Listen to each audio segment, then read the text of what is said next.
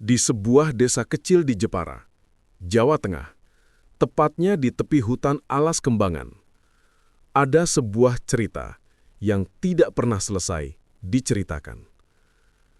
Cerita tentang sebuah pesugihan yang dikenal sebagai Pesugihan Kandang Wedus. Tempatnya berada di tengah-tengah alas kembangan, jauh dari pemukiman warga. Orang yang datang ke sana banyak pulang dengan kekayaan, atau tidak pulang sama sekali. Ini adalah kisah warga sekitar alas kembangan dan misteri yang nyaris menyeret seluruh warga desa atau orang-orang dari luar daerah menuju kegelapan. Malam itu, desa Kembangan diguyur hujan deras sekali dan petir sesekali menyambar. Dari dalam sebuah rumah dengan dinding dari tembok yang sudah banyak terkelupas, terbaring seorang wanita separuh baya dengan kondisi sakit-sakitan. Ibu Suminah namanya. Ibu Tejo yang terbaring lemah dan batuk-batuk berkata pada anaknya Tejo, Tejo, obat ibu habis nak. Besok jangan lupa beli ya nak." "Iya bu, Tejo usahakan. Tejo cari uang dulu ya bu. Maaf ibu, mungkin rada telat. Sabar ibu."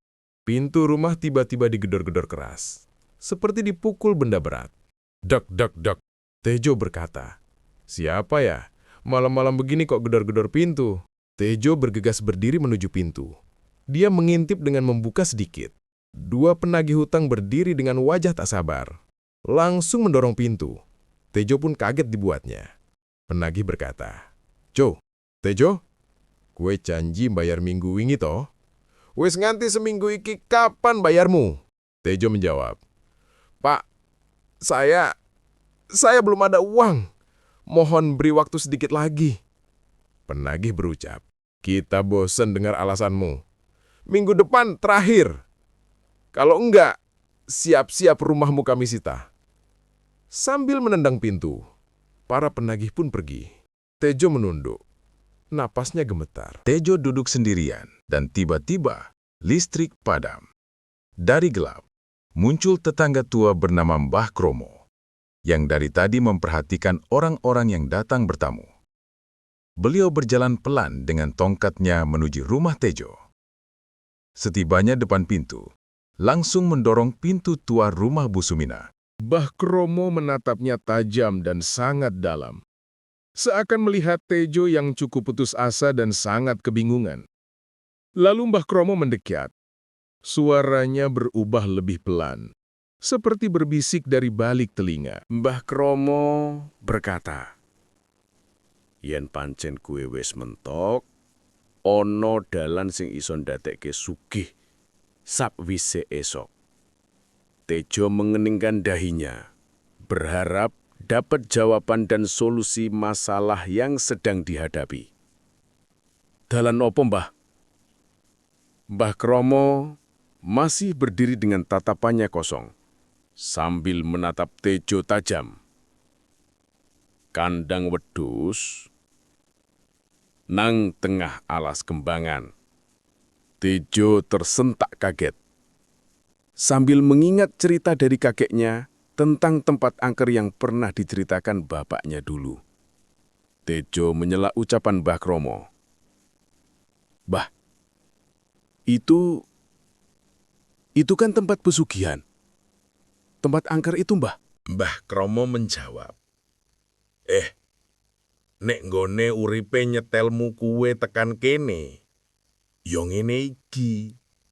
Jenenge dalan yo dalan. Jo pengin kepenak ra kepenak iku tergantung awakmu. Tapi ilingo, sing njupuk dadi tumbal, dudu duit, dudu wedhus, tapi nyawamu dhewe." Mbah Kromo langsung balik badan untuk pulang sambil melihat ibunya Tejo yang terbaring sakit di kasur. Tejo menelan ludah sambil menatap kepergian Mbah Kromo. Tapi keputusasaan terkadang lebih kuat dari rasa takut. Setelah perbincangan pendek dengan Mbah Kromo, Tejo merasakan pertarungan pikiran dan batin yang ingin segera menuntaskan masalah yang sedang membelenggu dengan erat. Malam itu jadi puncak perang batin yang terus dipikirkan hingga menjelang subuh. Pagi itu, Tejo yang belum bisa tidur, memikirkan perbincangan singkatnya dengan Mbah Kromo. Duduk di samping pintu belakang rumahnya sambil memandang 3 ekor kambing miliknya yang sedang asik memakan rumput. Batinnya menangis, merasakan kepedihan yang mendalam dengan keadaan ibunya sakit dan rumah yang akan disita. Dengan pikiran kalut dan merasa tidak ada jalan keluar yang lain, Tejo beranjak pergi ke rumah Mbah Kromo.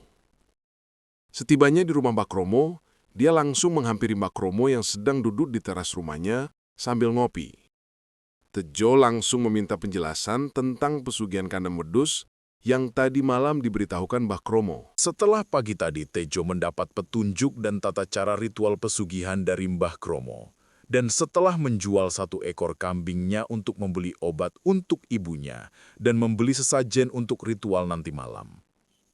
Sore itu Tejo membawa kambing hitam jantan miliknya dengan diikat tali dan menenteng tas hitam berisi sesajen berangkat menuju tengah hutan, tempat pesugihan kandang wedus yang telah diketahui lokasinya dari petunjuk Mbah Kromo. Tejo berjalan dengan ragu dan tekad yang berkecamuk menuju tengah hutan. Suara jangkrik mendadak hilang begitu ia masuk gerbang hutan. Rumput tinggi bergoyang, padahal angin tidak bertiup. Bayangan pepohonan tampak memanjang seperti mengikuti Tejo. Tejo berbisik takut dalam hati. Aku cuma mau berusaha. Mohon jangan ganggu. Ibuku sakit. Utangku oke. Tiba-tiba terdengar suara perempuan tertawa pelan. Hihihihi. Tapi dari banyak arah sekaligus. Tejo menelan ludah melanjutkan langkah gontai sambil menarik kambing hitam yang diikatnya. Semakin dalam perjalanannya menuju hutan, semakin dalam juga rasa merinding, ciut pikiran dan hatinya. Tapi tekad dan takut kehilangan rumah yang mereka tempati menjadi kekuatan agar dia harus tetap melangkah maju ke tengah hutan. Entah berapa lama, berapa jam yang telah terlewat dalam perjalanannya, hingga suatu ketika ia melihatnya. Walau gelap gulita, hanya temaram cahaya sang bulan yang menemani pandangannya. Samar-samar jalan yang masih terlihat, dan sebuah kandang kecil dari bambu putih pucat terlihat beberapa meter di depannya. Ada lampu minyak merah di depannya, menyala redup. Bulu kuduk semakin kuat menempel kuat di sekujur tubuhnya, menciutkan langkahnya.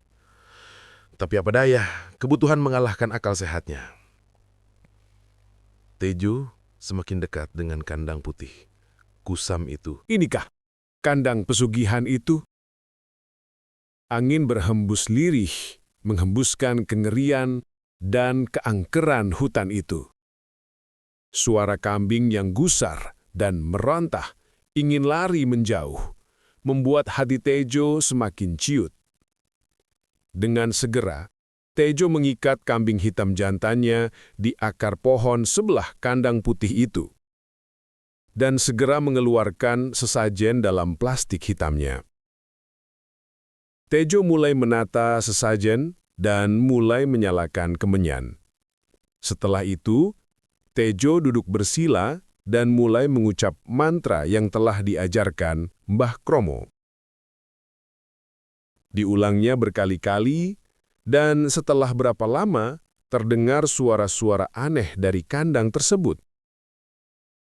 Dan saat ia hendak mendekat untuk mengetahui suara apakah itu, sebuah suara sangat halus terdengar dari dalam kandang. Tiba-tiba terdengar suara wanita. Nyedak, luweh nyedak maneh cah bagus.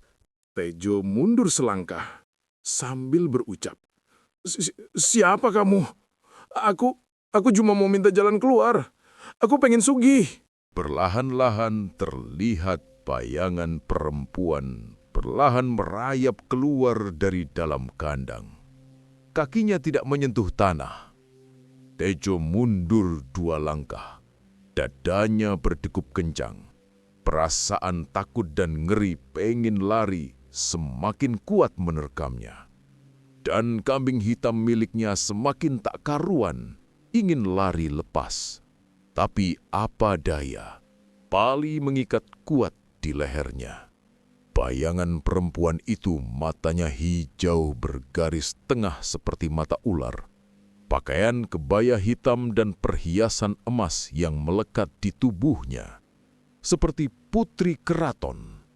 Dan ada 2 mahkota berkepala kambing hitam di belakangnya berdiri kokoh menatap Tejo dengan mata merahnya. Rambutnya basah seperti habis mandi. Bau anyir dan harum kemenyan berpadu menciptakan aroma wingit dan angker yang sulit dilukiskan dengan kata-kata. Perempuan berkebaya keraton itu berkata, Sopo sing jaluk, iku kudu menehi. Tejo berkata, Aku bawa kambing. Ini, ambil saja. Perempuan berpakaian kebaya hitam menjawab dengan suara menggema seperti 12 suara bersamaan. Nyawamu 2 tahun maneh dadi ngonaku. Awakmu setuju? Tejo dengan gemetar menjawab, Aku setuju. Perempuan itu tersenyum. Senyuman yang memanjang sampai ke pipi. Sambil berjalan maju ke hadapan Tejo, perempuan berpakaian keraton itu berkata, "Perjanjian disahkan." Sambil menyentuh pundak Tejo. Dan Tejo memekak pelan menahan perih, sambil melihat pundaknya yang tergores luka setelah disentuh perempuan berpakaian keraton tersebut. Lampu minyak padam. Dan Tejo langsung pingsan. Keesokan harinya, mentari pagi mulai menghangatkan hutan. Sinarnya mulai memberi cahaya terang. Suara kicau burung yang saring bersautan membangunkan mata Tejo yang masih terasa berat untuk dibuka. Tejo bangun dengan kepala pusing. Ia melihat di sekelilingnya dan ia melihat di sebelah kandang putih tersebut. Kambing hitamnya tergeletak tak berkepala dan darah berserakan di sekitarnya. Tejo pun langsung berdiri dan berlari keluar dari hutan untuk segera pulang. Sesampainya di rumah, ia melihat ibunya sedang melayani pembeli yang berjubel antri untuk membeli di warung ibunya. Dan Tejo merasa heran tak terkira melihat ibunya sudah sehat dan riang gembira melayani pembeli. Tejo langsung berlari masuk menuju belakang rumah untuk membersihkan diri dan mengganti pakaian lusuhnya dengan yang bersih. Ibu Tejo yang sekilas melihat Tejo langsung berkata, "Tejo, Jo, nak, awakmu dari mana saja? Ayo bantu ibu. Tumben yang pada beli kok akib bangit. Wong-wong berdatangan mau beli makanan kita." "Hah? Banyak? Rame ya, Bu?" Warung itu tiba-tiba ramai. Orang-orang yang bahkan tidak pernah mampir datang membeli dalam jumlah besar. Sehari, 2 hari, 7 hari, sebulan, dan bulan berikutnya. Semua berubah. Hari berganti hari, bulan berganti bulan. Warungnya Ibu Suminah tak pernah sepi pembeli sampai malam. Dan semakin besar bangunan warungnya. 5 orang karyawan bagian depan yang membantu sampai kewalahan, 7 orang di bagian belakang untuk memasak dan cuci piring juga kewalahan. Kehidupan Tejo dan ibunya sekarang berubah drastis 360 derajat. Dulu, yang banyak hutang, sekarang jadi banyak tabungan. Rumahnya sekarang lebih besar dan lebih bagus, dengan hiasan mobil yang berjajar di garasi. Tejo yang dulu tak berani mengenal wanita, sekarang malah menjadi idola wanita di kampungnya. Banyak gadis yang mendekat dan mencari perhatian si Tejo. Hingga suatu ketika, Tejo merasa tergoda hatinya pada seorang wanita bernama Rini. Wanita berparas cantik, berkulit putih, dengan rambut sebahu, dan bodi kayak biola Spanyol. membuat setiap mata laki-laki yang memandangnya akan menelan ludah dalam-dalam menahan gejolak gairah kelaki-lakiannya. Ini telah meluluhkan hati Tejo. Dan 7 bulan setelah perjanjiannya dengan Ratu Pesugihan Kandang Wedus di hutan Kembangan, Tejo akhirnya mempersunting Rini sebagai istrinya. Pesta pernikahan dilangsungkan dengan sangat meriah. Tidak lupa orkes romansa menjadi sajian hiburan dalam penyambutan tamu undangannya. Pesta besar yang digelar untuk mempersatukan dua keluarga, membuat haru Ibu Suminah karena anak sematawayang Tejo dinikahkan tanpa kehadiran seorang ayah yang telah berpulang lebih dahulu. Saat pesta berlangsung, Tejo secara tak sengaja melihat Ratu Pesugihan Kandang Wedus berdiri menatap dirinya sambil tersenyum dingin dan hanya sekejap hilang tak tahu kemana. Hati Tejo langsung berdesir, miris dan takut, mengingat waktu yang semakin dekat. Tapi hal tersebut terlupakan saat malam pertama. Tejo memulai adu gulat dan memulai pergumulan meraih puncak kenikmatan surga dunia. Apalagi di hadapannya ada bidadari yang terlepas pakaiannya. Malam itu, Tejo terus memacu kenikmatan tiada henti dan selalu nambah kayak kambing yang pengen kawin berkali-kali. Hari berlalu kebahagiaan keluarga kecil Tejo yang menginjak 8 bulan setelah perjanjian. Rini, istri dari Tejo, mulai menandakan kehamilan. 2 bulan semenjak istri Tejo menandakan kehamilan, Tejo merasa was-was karena sering melihat sekelebatan bayangan Ratu Pesugihan Kandang Wedus dan kadang melihat kambing hitam besar bermata merah mengawasi Rini istrinya dan dirinya dari kejauhan. Pada suatu malam, ketika Tejo melihat bayangannya di dinding, tidak ada. Tejo berkata lirih, "Bayanganku hilang." Setiap tidurnya, seringkali suara kambing terdengar. Suara itu seperti ada di dalam kamarnya. Tejo seringkali terbangun dan sambil memperhatikan istrinya yang masih terlelap tidurnya. Kejadian sering terdengarnya suara kambing itu terjadi antara jam 1 sampai jam 2 malam. Mbeh, mbeh. Namun, perlahan berubah menjadi suara perempuan. "Tejo, wes kepenak uripmu, Jo. Kapan awakmu merene?"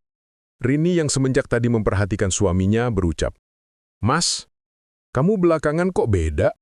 Jarang tidur? Kalau malam selalu minta jatah terus. Tapi ada yang aneh, Mas. Aku lihat bayanganmu nggak ada." Tejo yang berpura-pura tenang menjawab, "Awakmu ngomong apa toh, Dek? Kamu salah lihat, Dek." Rini menjawab, "Nggak, Mas Tejo. Aku lihat jelas tadi di warung, Mas." Rini mendekat, menatap mata Tejo. Rini berkata, "Apa sampean sambil mengernyitkan dahinya. Sampean pernah masuk alas Kembangan?" Tejo terdiam, tidak bisa menjawab. Rini mulai mendesak, Mas Tejo, jawab Mas. Sampean sudah nekat, sudah gila ya Mas. Itu pesugihan, banyak orang hilang karena itu Mas." Tejo pun baru menjawab, "Dek, aku terpaksa. Demi ibu dan demi bayar hutang, Dek." Rini terdiam sejenak, lalu berkata, "Kalau begitu, kita harus cari cara membatalkan perjanjian itu, Mas." Rini memutuskan mencari info dari teman-temannya, dan akhirnya menemukan sebuah nama dan alamat orang pintar tersebut. Dan berbekal alamat yang dikasihkan temannya, Rini dan Tejo akhirnya pergi ke tempat Baseno, dukun yang katanya bisa menangkis dan melawan tumbal pesugihan. Malam hari di rumah Mbak Seno, dukun sepuh yang dikenal bisa menangani gangguan goib menerima mereka. Dipandanginya Tejo untuk beberapa saat, lalu Mbak Seno berkata, "Ceritano kapele, cepat." Tejo menceritakan semuanya. Mulai dari masalah yang menimpa keluarganya, hingga rumah yang mau disita debt kolektor, dan kenekatannya pergi ke alas Kembangan dan hingga saat Tejo selesai membuat perjanjian dengan perempuan berkebaya hitam itu, Mbah Seno berdiri mendadak. Mbah Seno lalu berucap, "Alah, Jojo, sing awakmu datangi kui, Dewi Kambeng Mayit. Roh yang minta tumbal nyawa le. Wes neka tenan ya awakmu." Tejo hanya terdiam membisu dengan kebingungannya. Rini menyela dan berkata, "Mbah, Apa perjanjiannya bisa dibatalkan? Mbah Seno menghela napas panjang. Mbah Seno lalu berkata, "Bisa, tapi kudu bali nang kono. Sebelum malam perjanjiannya berakhir." Tejo langsung berucap, "Carane pripun, Mbah?" Mbah Seno berkata, "Kowe kudu ngadepi dheweke, lan kudu duwe tumbal gantine lelengi." Rini menyela. "Gantinya, Mbah." Mbah Seno menatap tajam Tejo. Begitu lama. Sangat lama. Mbah Seno berkata, "Nyowo. Dibayar nyowo." Rini menyaut, "Enggak, Mbah, enggak. Kita cari cara yang lain, Mbah. Berapapun biayanya kami siap, Mbah, asal kami sekeluarga selamat, Mbah." Mbah Seno berkata kembali, "Aku cuma ngomong sing bener. Pesugihan ora iso dibatalke nganggo doa biasa. Soale perjanjiane iku yo nganggo teken getih, bener gak Jo?" Tejo hanya mengangguk pelan dan menunduk. Mbah Seno akhirnya meminta waktu untuk persiapan dan waktunya kapan untuk ritual tolak tumbalnya akan diberitahu di lain hari. Tejo dan Rini akhirnya minta izin pamit pulang, dan di perjalanan pulang mereka hanya bisa diam tanpa kata, dengan berbagai kecamuk di pikiran mereka berdua. Suatu malam di rumah Tejo, terdengar suara ketukan dari luar pintu. Tok, tok, tok. Tejo berkata, tapi sambil gemetaran. Siapa itu?" Tak ada jawaban. Hening. Dan tiba-tiba terdengar suara kambing. Dada Tejo terhenyak, seperti terkena tendangan. Keringat dingin dan degupan jantung mendadak tak teratur. Tejo jatuh terduduk. Tiba-tiba terdengar suara perempuan berkebaya hitam. "Karepmu opo? Ojo mblenjani janji kuwe." Rini memeluk bahunya. Melihat Tejo yang mendadak ketakutan setelah mendengar suara pintu diketuk, Rini berkata, "Kita hadapi bersama, Mas. Aku nggak akan ninggalin kamu, Mas." Setelah dikabari Mbah Seno, Tejo dan Rini akhirnya berangkat ke rumahnya Mbah Seno. Setibanya di rumah Mbah Seno, mereka melihat Mbah Seno telah mempersiapkan semuanya. Ada sesaji, ayam hitam, dan kambing hitam. Akhirnya habis Isya, mereka berangkat ke hutan Kembangan dengan berjalan kaki, karena medan yang tidak bisa dilalui kendaraan. Dalam perjalanan menapak jalan hutan Kembangan yang licin dan mencekam, Rini tiba-tiba berkata, Mbah, ada yang mengikuti kita." Mbah Seno mengatakan, "Diam, ojo nengok."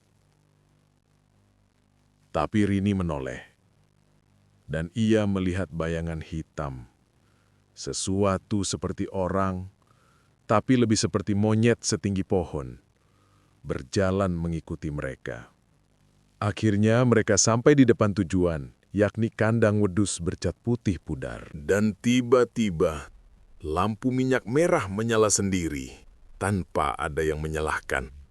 Seketika angin terembus dengan aroma anyir darah, Mbah Seno dengan segera menyiapkan ritual tolak tumbalnya, dan menyuruh Teja dan Rini duduk di belakangnya, sembari menyuruh Teja mengikat kambing di pohon sebelah kandang putih tersebut.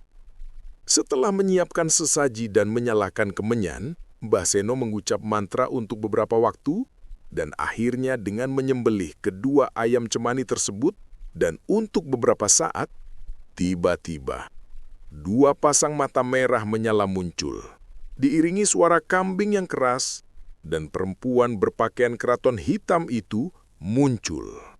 Sambil tersenyum dingin dengan mata berbinar hijau, dan bayangan kambing sebesar sapi menampakkan di belakang ratunya. Perempuan berpakaian keraton hitam itu berkata, Ono apa awakmu merene? Sambil menatap Mbah Seno yang diam melihatnya.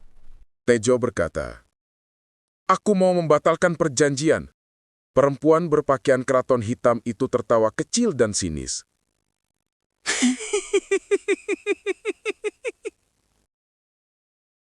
Ora ana sing batal. Janji yo janji. Sembari menatap tajam Rini yang begitu ketakutan. Kecuali awakmu ngijoli gantine. Ia mendekat ke Rini, mencium udara di depan wajahnya, lalu berkata, awakmu ayu tur wangi ya, Nduk. Rini yang ketakutan berkata, "Mundur, mundur, jangan dekati aku." Tejo langsung berdiri di depan Rini istrinya. "Ambil aku, jangan sentuh dia." Perempuan berpakaian keraton hitam itu tersenyum. "Bagus, yen awakmu milih." Dan tiba-tiba Mbah Seno berucap, "Ora ana sapa-sapa sing bakal dadi gantine." Perempuan berbaju keraton hitam itu pun langsung menoleh sembari berdesis dan berucap, "Ojo melu-melu kue. Aku ra wedi karo keturunane Ki Ageng Demak." Mbah Seno langsung mengeluarkan keris miliknya.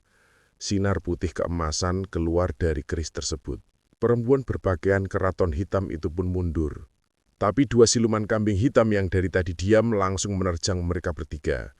Mbah Seno dan Rini terpental, tapi Tejo terpaku terduduk dan terkapar. Tiba-tiba, tubuh Tejo terangkat ke udara. Rini istrinya menjerit, "Mas Tejo!" Mbah Seno lalu menancapkan keris ke tanah, membaca mantra. Mbah Seno, "Dewi Kambang Mait, aku ora wedi karo kowe, lepasno bocah iki." Perempuan berpakaian keraton hitam itu mendesis keras. Perempuan, balik kabeh, opo kabeh tak pateni, menungso ora nepati janji." Suara gemuruh ribuan derap kaki kambing yang begitu menggelegar dan suara teriakan kambing yang bersahutan mengagetkan mereka berdua. Tubuh Tejo terjatuh ke tanah, tapi tubuhnya mulai berubah gelap seperti terbakar dari dalam. Tejo, "Rin, lari, lari, cepat." Rini, "Aku gak mau ninggalin kamu, Mas." Tejo, "Pergi, pergi." Tubuh Tejo bergerak aneh, seperti ada sesuatu di dalam yang ingin mengendalikan. Mbah Seno menarik tangan Rini agar segera keluar dari hutan kembangan tersebut, sembari berkata, "Cepat, yen terlat setitik wae, awak dewe yo bakal dadi tumbal." Rini hanya bisa melihat tubuh Tejo terkulai lemas, dan perempuan berpakaian keraton hitam dan ribuan pasukannya yang tersenyum menyeringai. Rini dan Pak Seno dengan susah payah berhasil keluar, tapi tidak dengan Tejo. Mereka berhenti, nafas terengah-engah. Tiba-tiba, suara langkah ribuan kambing terdengar dari hutan kembangan. Rini menoleh. Tejo muncul dari gelap, tapi matanya hitam pekat tanpa bola mata. Lehernya miring seperti patah, dan yang paling mengerikan, kepala Tejo langsung dipenggal dan ditenteng manusia berkepala kambing. Rini menjerit, "Mas Tejo!" Tejo yang tanpa tubuh dan hanya kepalanya saja berkata, "Sekarang giliranmu untuk menemani aku." "Temani aku ya, Dek," sembari tersenyum. Dan dari belakang tubuhnya bayangan perempuan berpakaian keraton hitam itu muncul perlahan. Dan berkata, "Mrene ondo Cak Ayu, tak wene opo njalukmu." Dan perlahan-lahan, tubuh Tejo dan siluman tersebut menghilang. Beberapa saat kemudian, suara azan subuh mulai terdengar dari masjid kampung. Mbah Seno segera mengandeng tangan Rini beranjak pergi dari hutan kembangan itu. Sejak saat itu, usaha warung makan Bu Suminah mulai sepi dan sering banyak pelanggan yang mengeluhkan kalau makanan yang dijual basi dan bau busuk. Berangsur-angsur warungnya tutup dan keadaan kesehatan Bu Suminah yang tiba-tiba sakit aneh dan hanya bisa terkulai lemas di atas tempat tidur. Semua hartanya mulai habis hanya untuk berobat. Anak yang dikandung Rini keguguran Dan Rini sering menghilang selama berhari-hari. Dan saat ditemukan, Ia berdiri sendirian di tepi hutan, tersenyum tanpa sebab. Dan sama seperti Tejo, dirinya tidak punya bayangan. Beberapa warga sering mendengar. Di setiap malam-malam tertentu, terdengar suara kambing dan tawa perempuan dari dalam hutan. Dan di dalam hutan kambangan yang angker, lampu minyak merah, pesugihan, kandang wedus alas kembangan, sering menyala sendiri, dan masih menunggu korban berikutnya. Masih menunggu tumbal-tumbal keserakahan dunia. Cerita ini bagi sebagian warga Desa Kembangan, ini sebagai pengingat, agar selalu mengingat Tuhan yang Maha Esa, agar selamat nantinya, di dunia maupun akhirat kelak.